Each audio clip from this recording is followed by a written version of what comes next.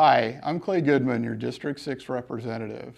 In this council update, I have some exciting economic development news to share with you, and I wanted to provide some answers to development questions I've been receiving in regards to multifamily housing in Verrado. Let's start with the good stuff. Vestar has partnered with DMB to develop major retail at Verrado Way and McDowell. The development will be along the lines of Desert Ridge and Tempe Marketplace, with restaurants, retail, and large outdoor public spaces. Banner Health plans to build a hospital at the northwest corner of Verrado Way and I-10 on the 62 acres they currently own. The Marriott Hotel is in the vertical stage of construction. Cold Beer and Cheeseburgers has signed a lease at Marketside North, the former Verrado Coffee Shop building. Groundwork is started for the Dutch Bros that will open later this fall. Sunrise Market in the Main Street District is set to break ground this summer. New tenants include BC Italian, Nosh at Verrado, Bosa Donuts, and Bobazona. The Ebb and Flow Coffee Shop is open at Jackrabbit Ranch Marketplace, and new buildings continue to go vertical. Site work is started at Jackrabbit Crossing in the southwest corner of Jackrabbit and Indian School Road. A couple of quick project updates. Plans for the Thomas Road Bridge over the Tuthill Wash have been approved by the city. Construction will begin soon, and they should be complete by the end of the year. This will provide another connector through Verrado.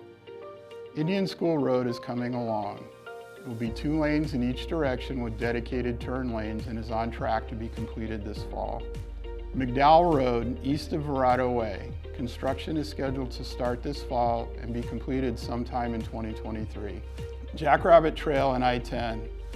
ADOT is currently in process of selecting a consultant to improve the Jackrabbit and I-10 interchange. This will include signalized ramps and extra lanes from south of I-10 to McDowell.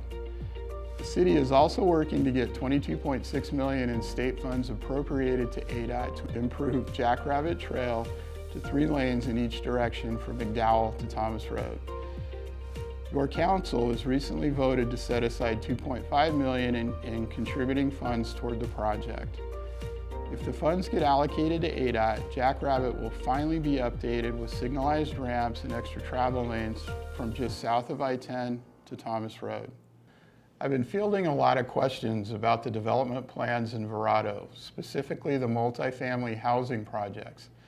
To explain more about these projects and the process behind getting them approved, I'm joined by Deputy Director of Planning, Adam Copeland.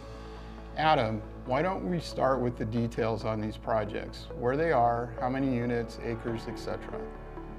Well, thank you, Councilmember Goodman. So we have a couple that are currently in the process. We have the Verrado Marketside Apartments, which is located at McDowell Road, approximately half mile west of Verrado Way. That project consists of approximately 150 units, and it's really a combination of duplex, single story, and it's really going to be a mix with also some garages. They are, again, a single story product. They're not going to be the 3 to 4 story apartment complexes. The other project is Taylor Morrison Verrado. It's known as a build to rent unit as well. That one's located on Indian School Road and Verrado Way on the southeast corner, kind of near that wash area. It's somewhat of an irregular parcel, but that project does consist of 211 units. Very similar product as the first one. It's a single story with a mix of duplex and single story units. And those are the 2 that are most active right now. The one on Verrado Way and McDowell Road, you'll see that they're actually currently under construction. The project, the Taylor Morrison project that I mentioned off of Indian School, we anticipate that'll start construction in the next 3 to 4 months. So Adam, just how unique is DMB's agreement with the city? That's a great question. That's a question that we do receive a lot. It started in 1999 and is unique in such a way that there were quite a few things that were not as traditional as communities that you see moving through the process today. They actually established their own governing authority where they have really ultimate control on design, what a product looks like.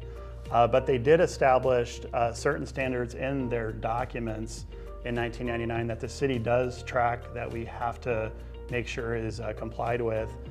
Some of those standards include setbacks, There is a certain density mix that is also called out in their master plan document, allows just over 14,000 units over all of Verrado.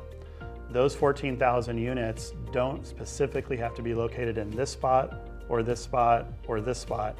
They can be mixed and matched really in any way as long as the overall density does not exceed the 14,000. One thing that the Verrado Community Master Plan does regulate is you can't have more than 35 dwelling units per acre.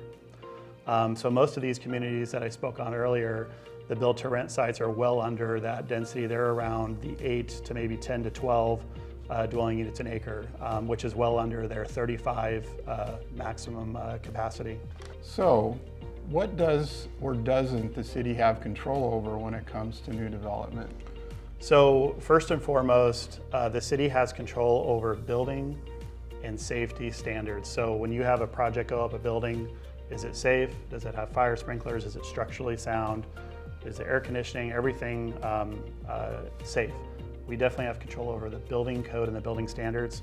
We also have control over what goes in the city streets in regard to, is it safe? Are there enough turning movements? There are certain things that Verrado did approve in regard to transportation regarding where some of these major roads are going.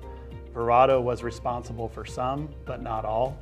But within what they were required to do, the city does have authority to make sure it's safe. If Verrado would like to do something beyond what's approved in their community master plan, they would have to go back through the process, through council, through commission, in order to do that, which will ultimately require public hearings, public involvement. But for now, there's a lot that's already allowed in Verrado that they've been consistently developing in concert with. Great, thank you. So, do we know when Verrado will fully be built out? Yeah, so it's estimated between, the market can change really overnight, but if the market stays fairly steady, we anticipate it could be really built out in 8 to 12 years. Verrado right now has about between 6,500 to 7,000 single family units. That also includes, that count also includes multifamily. That equates to over 19,000 in population. At build out in 8 to 12 years, we anticipate there'll be 40,000 people living in Verrado. Again, DMB is expecting to possibly build around 12,000 units. They're allowed to do 14. I would say, to be conservative, we anticipate 40,000 people will be in Verrado at full build out in 8 to 12 years. So how can residents get involved if they have questions? Yeah, absolutely. So we're here at any time throughout the week. Planning and zoning, we could answer any questions if residents ask, what's going on this corner? We saw something under construction. Can you let us know what it is? We noticed that there's an issue with a development. Feel free to reach out to development services in the city.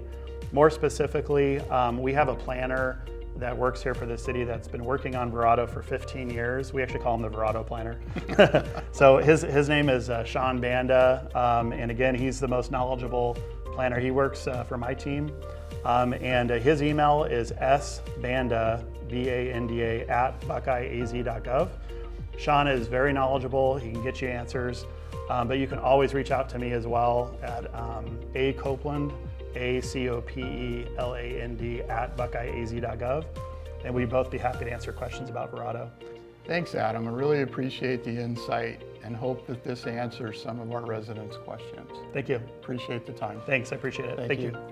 Finally, I invite you to join me for coffee. I'd love to hear your thoughts on our district and answer any questions you may have in person on Monday, June 27th from 9 to 11 a.m. at the Center on Main Boardroom at 4239 North Village Street. As always, please feel free to post any concerns you may have in the comment section below, and we'll do our best to get them answered for you, or even feature them in an upcoming video. Don't forget, you can always reach me by email at cgoodman@buckeyeaz.gov. Thank you.